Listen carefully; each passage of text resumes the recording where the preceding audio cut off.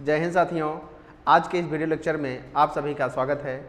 आज हम डिस्कस करने वाले हैं कि ये जो नेत्र है, ये नेत्र किस तरीके से काम करती है, इसके कितने भाग होते हैं और यह हमारे शरीर में इस चेहरे पर ही क्यों पाया जाता है। इन सारी चीज़ों के विषय में आज हम डिस्कस करने वाले हैं। क्योंकि देखिए, ये जो नेत्र है, आज तो जो टॉपिक हम पढ़ेंगे ये तो है मानव नेत्र, लेकिन मानव नेत्र के अतिरिक्त इस संसार में, इस पृथ्वी जगत पर जितने भी प्रकार के जीव जंतु पाए जाते हैं उन सब में नेत्र पाया जाता है। नेत्र में आँख होती है, आँख पाई जाती है और यह आँख प्रकृति के द्वारा दी गई, इस व्यक्ति को या इस प्राणी जगत में जितने भी प्राणी हैं प्रकृति द्वारा दी गई एक बहुत ही बहुमूल्य भेंट है। इस बहुमूल्य भेंट को आज हम लोग पढ़ेंगे कि किस तरीके से ये काम करते हैं, इसके कितने भाग हैं। और तो और हम देखेंगे कि आज यह जो मानव नेत्र है, इस मानव नेत्र का जो व्यास होता है, मानव नेत्र, चूँकि हमें इसको पता है कि इसको बोला जाएगा ह्यूमन आई। अब चूँकि ह्यूमन आई है, आगे हम दा लगा देंगे, इसलिए दा लगाएंगे क्योंकि यह ह्यूमन आई अपने आप में बहुत ही बड़ी चीज़ है, ठीक है। चूँकि यह एकदम अमूल्य चीज़ है, अमूल्य माने बहुमूल्य, जिसका कोई मूल्य ही नहीं है। ये मानव नेत्र उस तरीके से है। मानव नेत्र का सभी नेत्र ऐसे ही होते हैं। तो जब मानव नेत्र है, मनुष्य के चेहरे पर, जिस तरीके से आपको पता होता है, मनुष्य के चेहरे पर उपस्थित, ठीक है, मनुष्य के चेहरे पर उपस्थित एक दो प्रकार के होते हैं, दो भागों में बटे होते हैं। हम देखते हैं जो आँख है, इस आँख जो है इसमें यह गोला गोला होता है। आँख जो होता है बिल्कुल गोलाकार में होता है और गोलाकार में होने की वजह से इसका जो व्यास होता है, व्यास जो है वो 25 मिलीमीटर होता है। ध्यान दीजिएगा, जो व्यास है इसका वह 25 मिलीमीटर होता है। यानी जो मानव नेत्र की आँख है इसका व्यास 25 मिलीमीटर। ध्यान दीजिएगा, हम मानव नेत्र की बात कर रहे हैं, नहीं तो आप किसी भी प्राणी जगत का नेत्र समझ लीजिए कि हाँ इसका 25 सेंटीमीटर होता है, सॉरी 25 मिलीमीटर होता है। तो ये तो रहा मानव नेत्र। अब चूंकि मानव नेत्र कैसे कार्य करता है, मानव नेत्र कार्य कैसे करता है, इस कार्य कैसे करता है, इसको समझने से पहले हम ये देखेंगे कि मानव नेत्र के कितने पार्ट होते हैं, यानी यह कितने प्रकार का होता है, कितने भागों से मिल करके मानव नेत्र बनता है और इस नेत्र में किस तरीके से किसी भी प्रकार की वस्तुओं का प्रतिबिंब आंख पर पड़ता है। तो हम देखते हैं कि मानव नेत्र के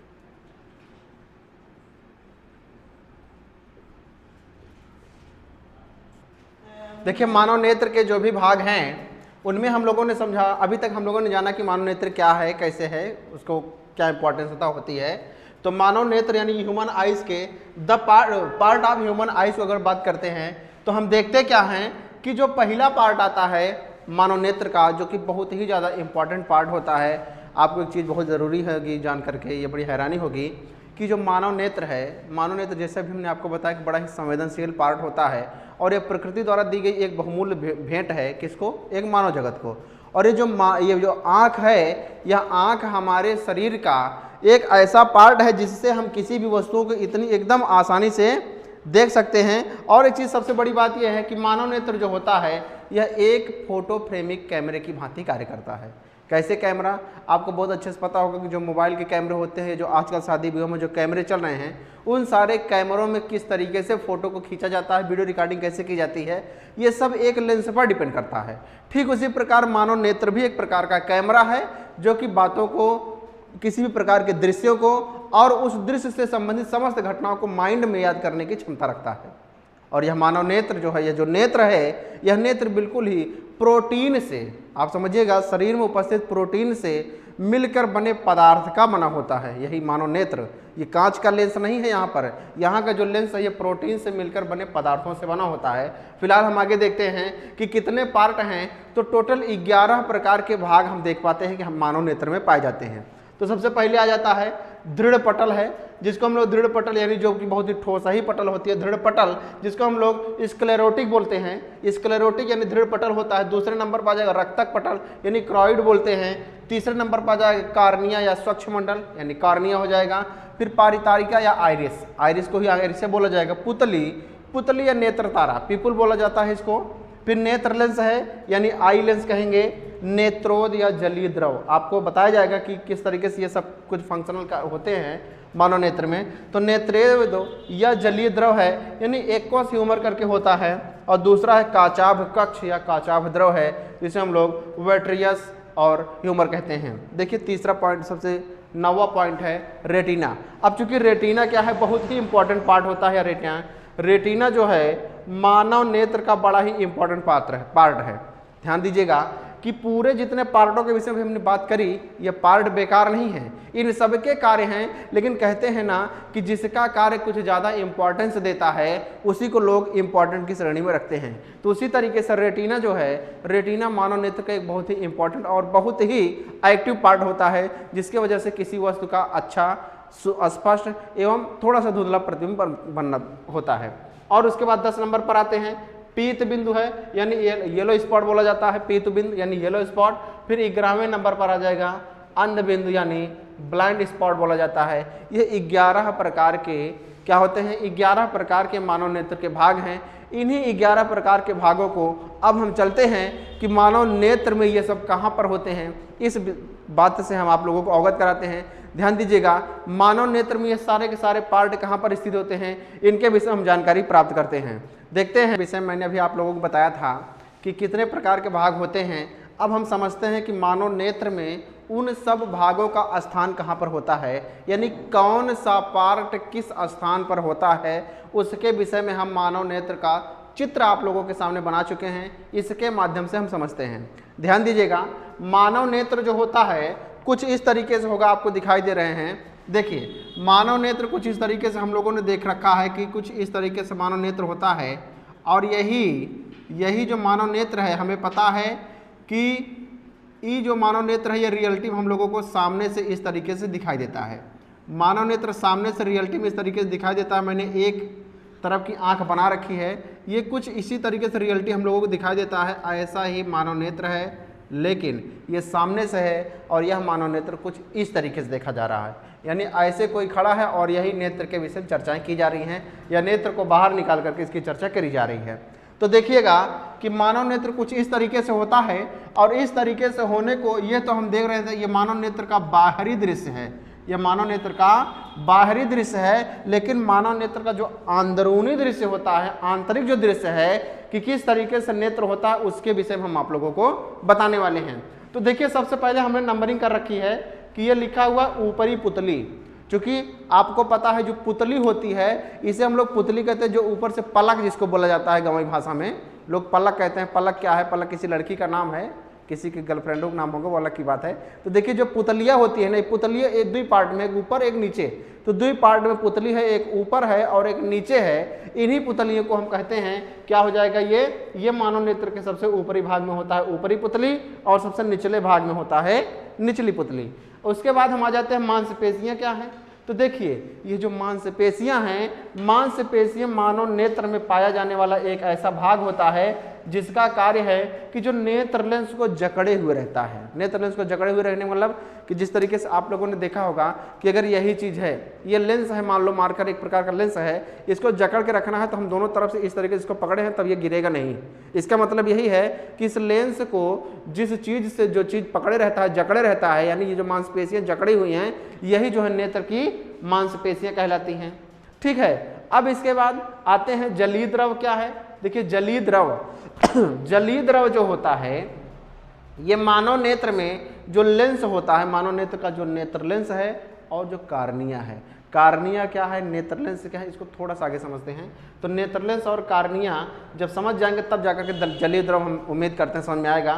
तो इसलिए सबसे पहले हम समझते हैं कि नेत्र लेंस क्या है। ठीक है तो लेंस क्या है, तो नेत्र लेंस, जैसे कि मैंने आप लोगों को बताया कि यह शरीर में उपस्थित, शरीर में पाए जाने वाले प्रोटीन पदार्थों से मिलकर के इस लेंस का निर्माण होता है। इस लेंस की खास बात यह होती है कि यह किसी वस्तु को सामने से उसके प्रकाश की किरण को नेत्र के अंदर पहुंचाने का काम करता है। ये जो सामने से दिख रहा है एक नेत्र लेंस है ना, जो ब्लैक कलर का दिखता है अखिया में, ये आंख में जो ब्लैक कलर का दिख रहा है, इसका सिर्फ काम यही है कि सामने पर रखी हुई कोई भी वस्तु हो, कोई भी व्यक्ति हो, किसी भी प्रकार की किरणें हो, किसी भी प्रकार की वस्तु, उसको मानव नेत्र के अंदर पहुंचाना है। मानव नेत्र हो या किसी प्रकार के नेत्र में अंदर पहुंचाने का कार्य जो होता है वो नेत्र लेंस का होता है। और यह बना किससे होता है, तो प्रोटीन पदार्थों से मिलकर बना होता है। कांच का नहीं होता, क्योंकि कांच जो होता है बाहरी उपयोगी में आता है, और कांच का अगर लेंस आँखिया में लग जाएगा तो आँखिया रहेगी जाएगी, ये आप लोग खुद ही समझिएगा।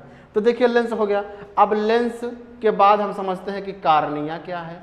अब कार्निया जो होता है, आप समझिएगा, नेत्र लेंस है और ये कार्निया, आप कभी गौर करके देखिए, किसी को साइड से अपनी आंख को दिखाइएगा ना तो आपको दिखेगा कि जो लेंसवा है ये काफ़ी अंदर चपटा हुआ है, उसके ऊपर पनिया मॉडल कुछ है, उसके ऊपर कुछ पनिया मॉडल है, ऐसी जैसे मान लीजिए आंख है तो ऐसे कुछ एक कवर बनी होती है, कुछ इस तरीके से उभरा हुआ पार्ट है। आप किसी कुत्ते को, बिल्ली को या अपनी खुद को किसी की आंख को देखिएगा तो आपको लगेगा कि मान लीजिए वो इस तरफ से ऐसे मुंह करके खड़ा हुआ, तो आप सामने से देखिएगा तो कुछ ऐसे उभरा हुआ दिखेगा, तो ये उभरा हुआ दिख रहा है। लेकिन जो नेत्रवा होता है वो ऐसे होता है। तो नेत्र यहाँ से स्टार्ट है और कार्निया ये जो उभरा हुआ पार्ट है इसे कहते हैं।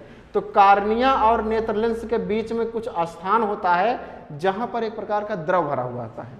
तो ध्यान दीजिएगा, कार्निया ये ऊपर वाला पार्ट है, नेत्र लेंस का जो उभरा हुआ पार्ट होता है, जो उत्तल पार्ट होता है, उत्तल वाला जो उभरा हुआ पार्ट है, वो उभरे हुआ पार्ट को हम लोग कार्निया कहते हैं, यानी नेत्र की सबसे ऊपरी पार्ट, सबसे ऊपरी परत जो होती है लेंसवा के, वही क्या कहलाएगी, कार्निया कहलाएगी। और कार्निया के और नेत्र लेंस के बीच में जो पार्ट होता है उसमें एक प्रकार का विशेष पारदर्शी द्रव भरा होता है। कैसा द्रव भरा होता है, पारदर्शी यानी ट्रांसपेरेंट द्रव भरा होता है, जिसके वजह से किसी वस्तु को देखा जा सकता है, लेकिन हल्का सा पीले रंग का होता है।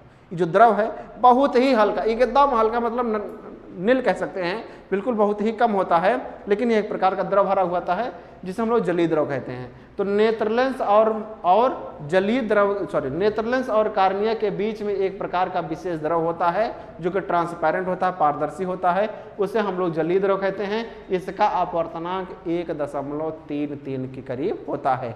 इसका अपवर्तनांक कितना होता है, 1.33 के करीब होता है। कार्निया और लेंस के बीच मैंने बताया, कार्निया और लेंस के बीच में जो द्रव भरा होता है उसे जलीय द्रव कहते हैं, जिसका अपवर्तनांक 1.33 होता है।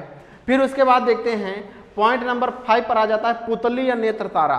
देखिए ध्यान से कि पुतली या नेत्र तारा क्या है। तो पुतली या नेत्र तारा को समझने से पहले हम देखते हैं कि जो पुतलिया होती है ये नेत्र लेंस का जो ऊपरी पार्ट होता है जो नेत्र लेंस का ऊपरी पार्ट है उसे हम लोग पुतली या तारा कहते हैं, नेत्र तारा कहते हैं। देखिए ध्यान से कि नेत्र तारा की एक बहुत ही खास बात होती है। नेत्र तारा की एक बहुत ही खास बात यह है कि जब कभी हम लोग अंधेरे में जाते हैं तो हमारी आंखें अचानक अपने आप बड़ी बड़ी हो जाती हैं। हम करते नहीं हैं, अपने आप बड़ी बड़ी हो जाती हैं, और जब कभी उजाले में पहुंचते हैं तो कुछ इस तरीके से देखना पड़ता है। अभी आप सूर्य की ओर देखिए या कोई ऐसा प्रकाश स्रोत हो जो बहुत चमकीला हो, तो आप ऐसे आंखें फाड़ के नहीं देखेंगे, उसको बिल्कुल आराम से देखेंगे। तो जब ऐसे देखिएगा ना तो उसका मतलब है कि वो नेत्र लेंसवा जो है, ये जो नेत्र तारा है, यही उसको समायोजित कर रहा है।